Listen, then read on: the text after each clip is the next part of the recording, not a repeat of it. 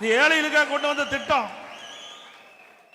திராவிட முன்னேற்ற கழக ஆட்சியில் எந்த ஒரு புதிய திட்டத்தையும் இதுவரை கொண்டு வரவில்லை.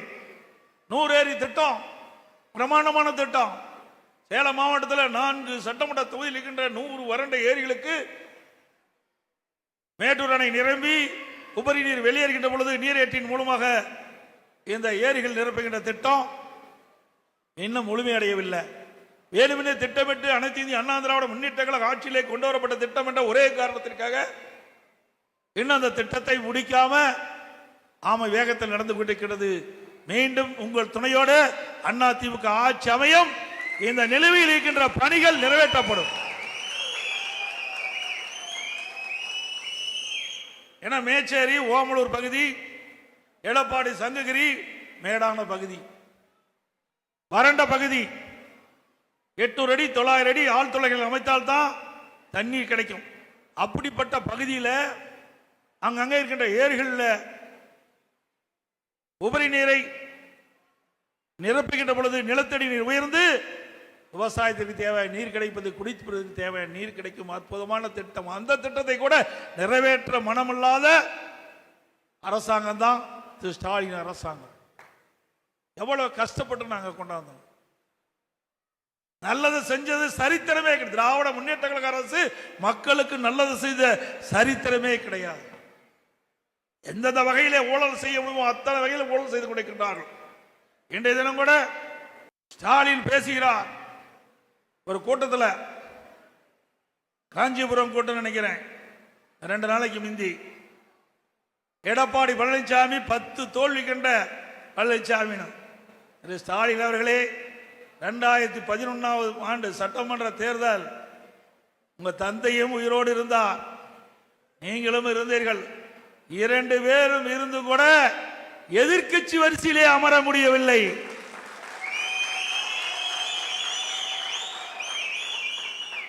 இருந்து 2021 வரை பல தோல்விகளை கண்ட கட்சி திமுக கட்சி.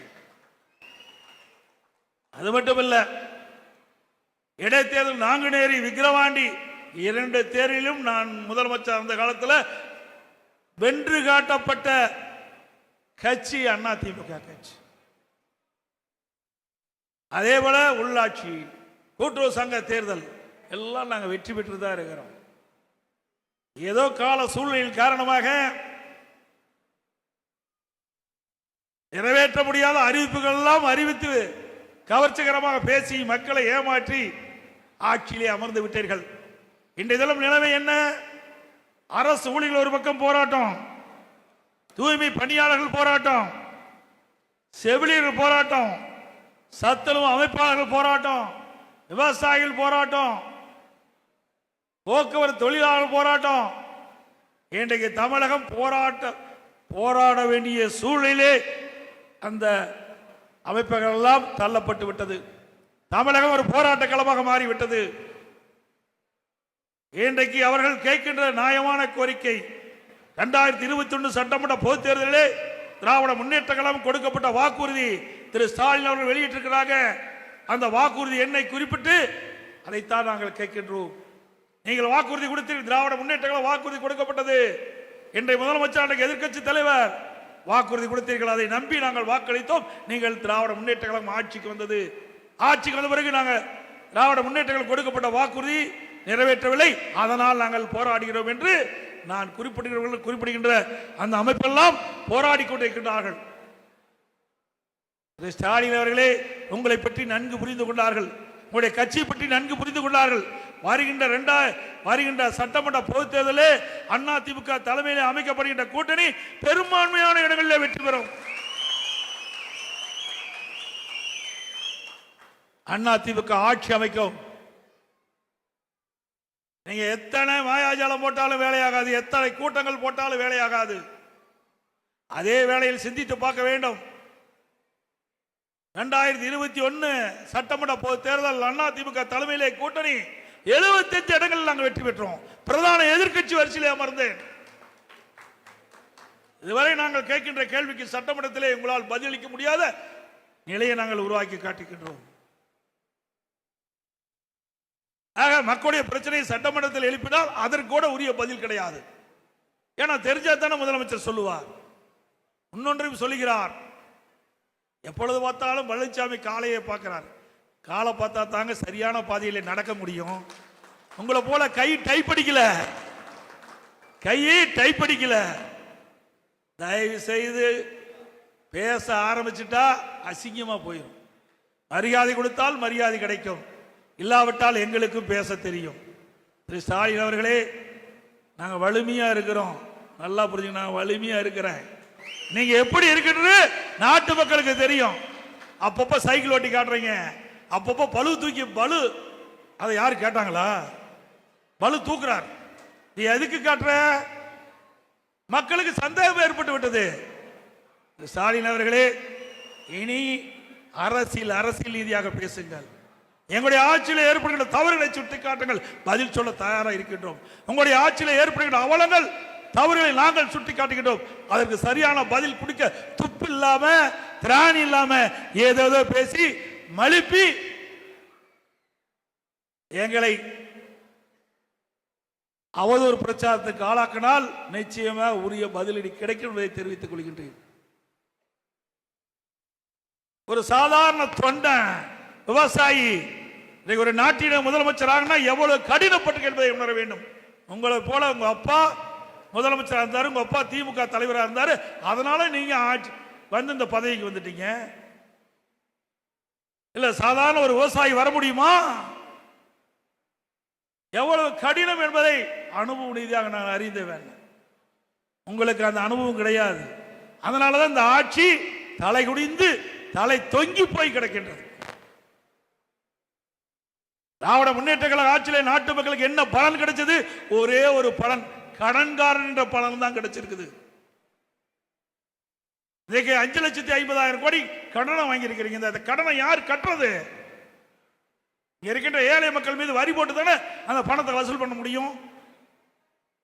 ஆட்சிக்கு வருவதற்கு என்ன சொன்னீங்க? அதிமுக ஆட்சியில் கடன் அதிகரித்து விட்டது, அந்த கடனை குறைப்பதற்கு நிதி மேலாண்மை குழு அமைக்கப்படும், நிபுணர்கள் அதிலே நியமிக்கப்படுவார்கள் என்று சொன்னீங்க. நிபுணர் குழு அமைக்கப்பட்டது, அமைக்கப்பட்ட பிறகுதான் கடன் அதிகமாக வாங்கியிருக்கிறீங்க. எப்படியெல்லாம் மக்களை ஏமாற்றுறாங்க பாருங்க. மின் கட்டண உயர்வு, வீட்டு வரி உயர்வு, கட வரி உயர்வு, குடிநீர் வரி உயர்வு, குப்பைக்கு வரி போட்டாங்க.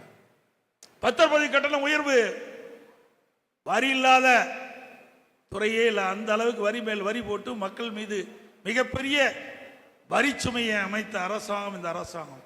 விலைவாசி, அதிமுக ஆட்சியில் விலைவாசி என்ன, உங்களுடைய ஆட்சியில் விலைவாசி என்ன ஒப்பிட்டு பாருங்க. மக்களுக்கு வேலை கிடையாது, வருமானம் குறைவு, செலவு அதிகரிப்பு, கடுமையாக மக்கள் பாதிக்கப்பட்டிருக்கிறாங்க. இதை பற்றி எல்லாம் கவலையே கிடையாது. போட்டோ ஷூட் போடுவாரு, பத்திரிகையில் போட, பத்திரிக்கையாளர் அதுக்கு தான் தயாராக்குறீங்க.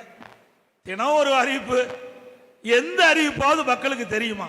இருக்கிறீங்களே, போய் பேட்டி கேளுங்க. நான் இங்கேயே இருக்கிறேன், போய் ஒரு ஏதோ பேர் சொல்றார் திரு ஸ்டாலின், நிறைய பெயர் சொல்றாரு. அந்த பெயரை இங்க இருக்கிற தாய்மார் இருக்கிறாங்க, நிர்வாகிகள் இருக்கிறாங்க, பொதுமக்கள் தான் எல்லாம் வந்திருக்கிறாங்க மாற்று கட்சியிலிருந்து. அதில் போய் கேளுங்க, இப்படி ஸ்டாலின் அறிவிச்சிருக்காரு, இந்த திட்டம் உங்களுக்கு தெரியுமா, இந்த திட்டத்தினால உங்களுக்கு நன்மை கிடைச்சிருக்கமான்னு சொல்லுங்க பார்க்கலாம். அத்தனை வெற்றி அறிவு, அத்தனை விளம்பரம், தினம் விளம்பரம், கோடிக்கணக்கான ரூபாய் விளம்பரத்துக்கு செலவு செய்யறாங்க. அத்தனையும் உங்களுடைய வரி பணம். சிந்திச்சு பாருங்க. இப்படிப்பட்ட அரசாங்கம் தான் இன்றைக்கு ஆண்டு கொண்டிருக்கின்றது. இன்றைக்கு குடும்ப ஆட்சி, வாரிசு அரசியல் திராவிட முன்னேற்ற கழகம். திரு கருணாநிதிக்கு பிறகு திரு ஸ்டாலின், ஸ்டாலின் பிறகு உதயநிதி வருவதற்கு எவ்வளவு முயற்சி பண்றாங்க, ஒருபோது நடக்காது. இந்த தேர்தலோட இறுதி தேர்தல் திராவிட முன்னேற்ற கழகத்துக்கு, திராவிட முன்னேற்ற கூட்டணிக்கு என்பதை நேரத்தில் தெரிவித்து, நான் இந்த மாவட்டத்தை சார்ந்தவன், இங்க இருக்கின்ற பெரும்பாலானவர் நேரடி எனக்கு தெரியும். 1989 நான் சட்டமன்ற உறுப்பினராக இந்த மாவட்ட மக்களால் எடப்பாடி தொகுதியை நான் வெற்றி பெற்றேன். இன்றைக்கு நான் முதல் கட்டமாக மாண்பு அம்மாவுடைய அமைச்சரவையில் 2017 நெடுஞ்சாலைத்துறை அமைச்சராக பணியாற்றினேன். சிறப்பாக பணியாற்றிய காரணத்தினாலே 2016 கூடுதலாக பொதுப்பணித்துறை கொடுத்தார்கள். 2 துறையிலும் சிறப்பாக செயல்பட்டு இன்று வரை நாம் செயல்பட்ட திட்டத்தில் குற்றம் கூட காண முடியாத அளவுக்கு சிறப்பான ஆட்சி செய்த அரசாங்கம் அதிமுக அரசாங்கம் என்பதை இந்த நேரத்தில் சுட்டிக்காட்டி வருகின்ற தேர்தலில் நீங்கள் அத்தனை பேரும் கடுமையாக உழைத்து பாடுபட்டு அதிமுக ஆட்சி அமைக்க வேண்டும். பல்வேறு கட்சியிலிருந்து இன்றைய தினம் அனைத்து இந்திய அண்ணா திராவிட முன்னேற்ற கழகத்திலே வந்து சேர்ந்திருக்கிறீர்கள். அத்தனை பேருக்கும் மனமாற என்னுடைய பாராட்டுகளை வாழ்த்துக்களை தெரிவித்து இதற்காக முயற்சி செய்த மேலிட வீட்டுக்கின்ற சட்டமன்ற உறுப்பினர், ஒன்றிய கழக செயலாளர்கள், பேரூர் கழக செயலாளர்கள், கழகத்திலே முன்னோடி பொறுப்புகள் அத்தனை பேருக்கும் இந்த நேரத்திலே நன்றி தெரிவித்து விடைபெறுகின்றேன். நன்றி, வணக்கம்.